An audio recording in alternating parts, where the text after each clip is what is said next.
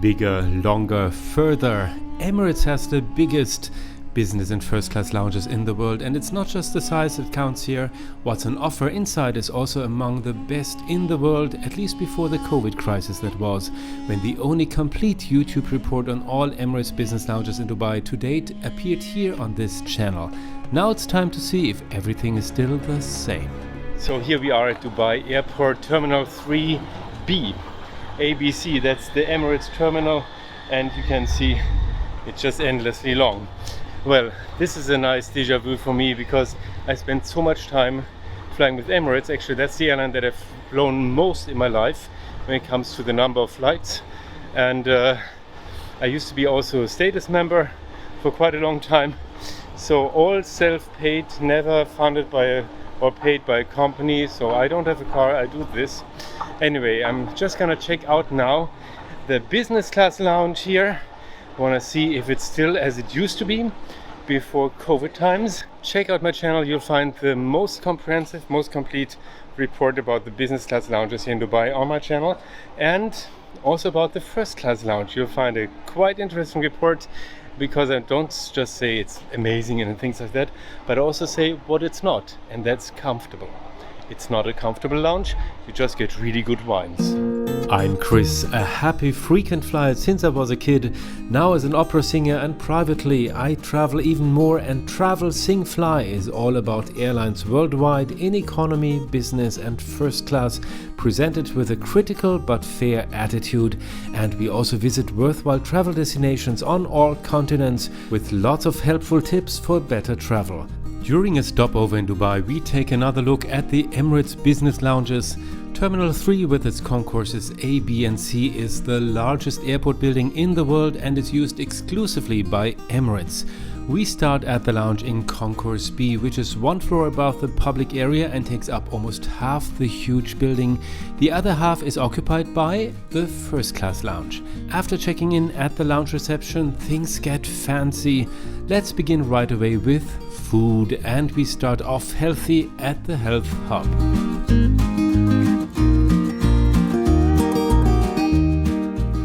Somehow I just forgot just how amazing the food here is at the business class lounge. I mean, they have these really big, crunchy, super fresh, giant prawns, jumbo prawns. So good and such a high quality that you normally get with some other airlines only in first class lounges.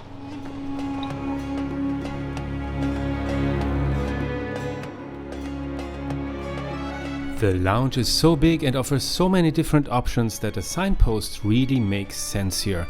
From the Health Hub, our path continues to a buffet with Mediterranean and Arabic dishes such as hummus and fattoush, plus soft drinks, wines and champagne everywhere here in the middle of Arabia. Now I just bit with so much joy into my jumbo prawn that I also bit off half my lip. So we have some blood sensation after the snack. Let's go to the dessert stations. Also 5 years ago the selection of beautiful looking desserts was large, although in this section quantity always seemed to come before quality, and it's the same today.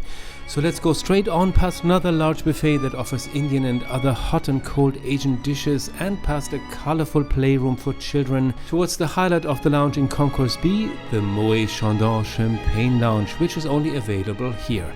Unlimited champagne is available at all times in all Emirates lounges in Dubai, but a selection of 4 different types is only available in the Champagne Lounge in Concourse B. If you like this and the well over 100 flight and travel reports on the 2 Travel Sing Fly channels, then please give me a thumbs up, comment on the video and subscribe to the channel with the little bell next to it to make sure that you don't miss out on any of the exciting videos that are released here. You'll help the channel with all its free content to grow and become more visible. Keep looking around Travel Sing Fly, there's for sure a few more reports that are just the right ones for you. It's so great to have you here. So nothing has really changed here in the business class lounge since my big lounge report that was before the COVID crisis. Everything is still the same. Even there's still the construction site noise that I had last time I was here. And no, really, let's get serious. They also have still the same recipes. For example, this green bean salad with foie gras. So that's actually duck foie gras, not goose. And then mango salad with some shrimps and also some chili. and the wonderful jumbo prawn salad with green asparagus. And then of course the 4 champagnes they offer here from Moet Chandon, that's the Brut Imperial, the Rosé Imperial, then there's a vintage that's from 2013 at the moment, and of course the Nectar Imperial.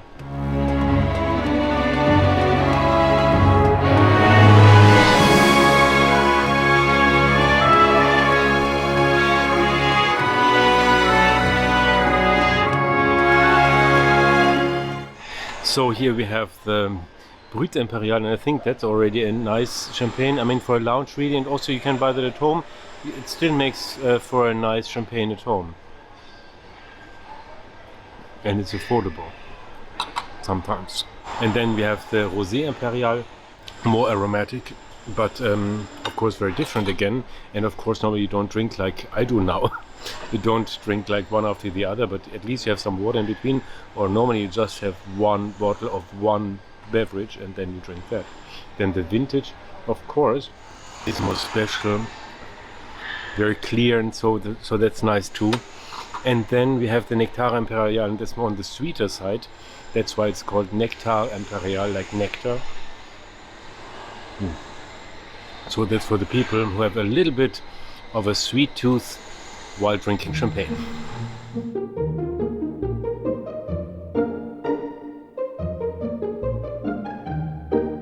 You have the opportunity now to buy me some coffee and keep me awake during my long nights editing videos at home. Buy Me a Coffee is your chance to support my work with the amount of a cup of coffee. You can buy me 1 or more coffees, and you can find the link in the top right of the window and in the video description. It's even easier with a SuperThank. You can find that directly under the video. I would be very happy because everything here is self-funded and really expensive to produce, and unfortunately tickets for the reports don't grow on trees for me either. Thank you so much for your support. Needless to say, I'd like to stay in the Champagne Lounge now, but I cannot because I'm not here for fun. I'm here to make a nice report for you guys. So, of course, we have to check out the lounge in Concourse A. So we're gonna go there, check it out. And that's actually the biggest lounge that Emirates has on offer. And I think it's still the biggest airline lounge in the world. Qatar Airways said the new Al Murjan Garden Lounge is now the biggest one, but I don't think so. The Emirates Lounge here in Concourse A is really much bigger. I was in both of them, on all of them actually, and it's just no comparison. The size of the Emirates one is just huge. They always go for the size here.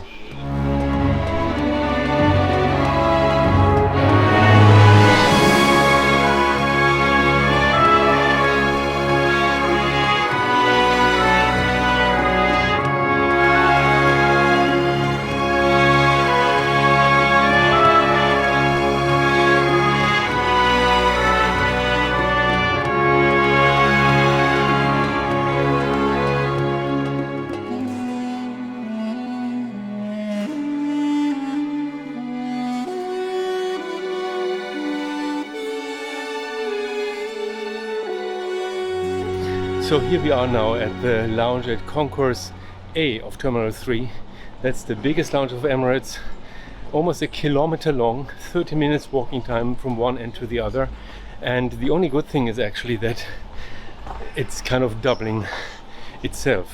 From at the center you enter the lounge in the center of the terminal, and then no matter if you go left or right, you're gonna see the same.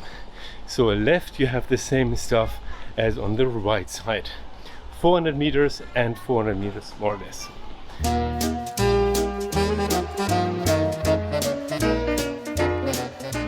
The huge lounge in Concourse A is 1 floor above the equally large first class lounge and 2 floors above the public area. At almost 1 kilometer long, it rarely gets extremely full. A seat is guaranteed, although it's not exactly empty at and after midnight when everybody in Dubai seems to be taking off and landing at the same time.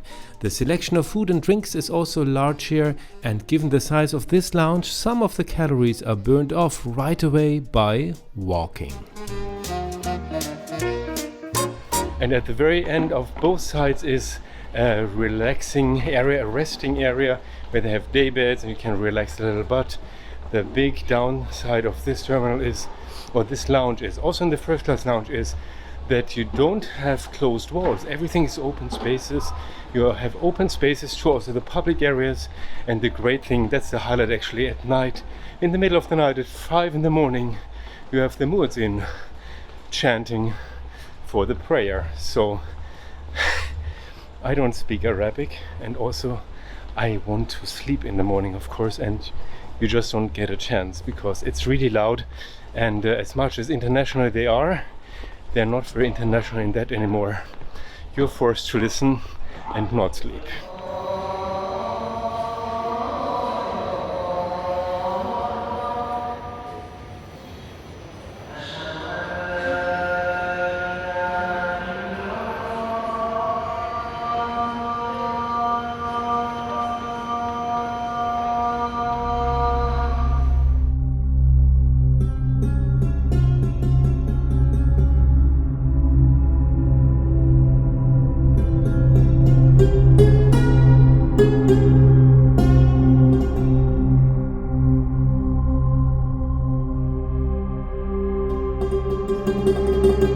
The shower rooms of the Emirates lounges are generally rather basic compared to those of the competition in the Gulf region. Only in Concourse C there's a few really nice shower rooms. The products are by Voya, a brand that you can also find in the shower spa on board Emirates First Class on the A380 and in the business lavatories.